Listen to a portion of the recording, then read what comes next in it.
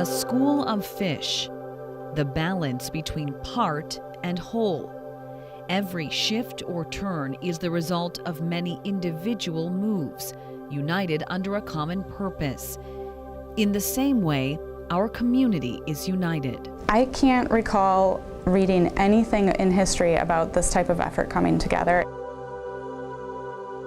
From our county government dedicating millions of dollars to water quality, to friends groups putting in volunteer hours to clear invasive species. Our community is schooling for cleaner lakes as researchers, educators, volunteers, farmers, policy leaders, fundraisers, and recreationists, as big players and as small voices. Well, if there's too much algae, then people wouldn't want to swim in the lakes at all. This is how we partner.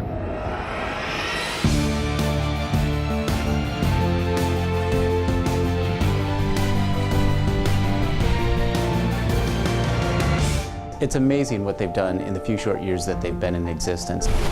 They have brought the farmers to the table. They've brought the business community to the table, lake property owners to the table. And I just think there's a feeling of optimism about this particular effort. We know that there's many different actions that have to happen to get our lakes cleaned up, and we can't do them by ourselves. Dane County can put money into our budget to make funding happen. We can put staff resources into education and outreach, but those aren't all of the things that have to happen. So it's really important that we have partnerships with so many different people and groups. As citizens, we want them to take some tests so that people can have a good idea of what's really going on in the lakes on an hour-to-hour, day-to-day basis. It's just really cool. Some days it's really murky, and some days it's really clear. The more people understand about the lakes and the more they get engaged with doing monitoring type activities, the more people will have that have a strong interest in improving the lakes. The importance of volunteering is huge in Dane County, and actually Dane County is excellent in its volunteerism. I work with a wide variety of groups, nonprofits, community groups, citizens, businesses, and they all go out and they do their part. Once we're done today, we'll be able to see a visible difference. This year we actually did a whole project where we went out and picked up all the garbage. We want our kids to be able to swim in the lakes, to learn about the lakes, and if we aren't doing our part, then it's not going to be there for future generations. We identified the key problem, the most important runoff area on the whole lake, and it happened to be right here.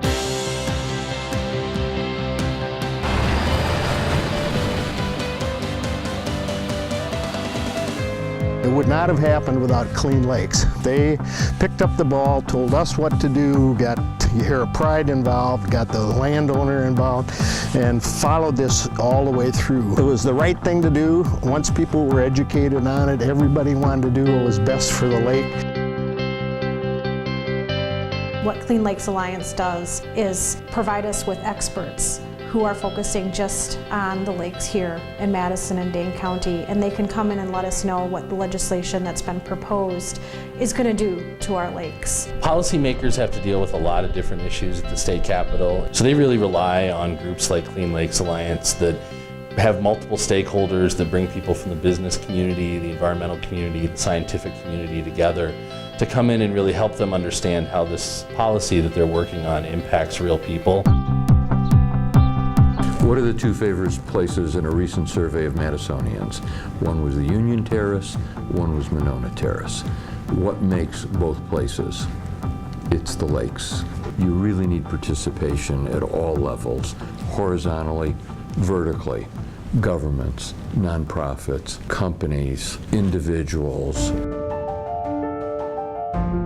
We're about halfway through a 5-year project to understand how the Yahara watershed works. We're taking kind of a long-term perspective all the way out to 2070. What might the watershed look like? All of this can come back to what's happening on the land in the Yahara. He does suck blood. What happens with It really helps kids and their parents realize that more is going on in the watershed than just the waves and the fish that they pull out of it, that there's an entire ecosystem below the water. Now we're working with groups like the Boys and Girls Club and Clean Lakes Alliance to help expand these programs throughout the city. You have a lot of African American, Latino kids that can't swim.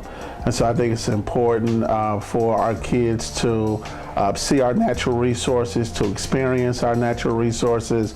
And we're not going to be able to give our kids the kinds of experiences they need unless you partner with other organizations who are subject matter experts.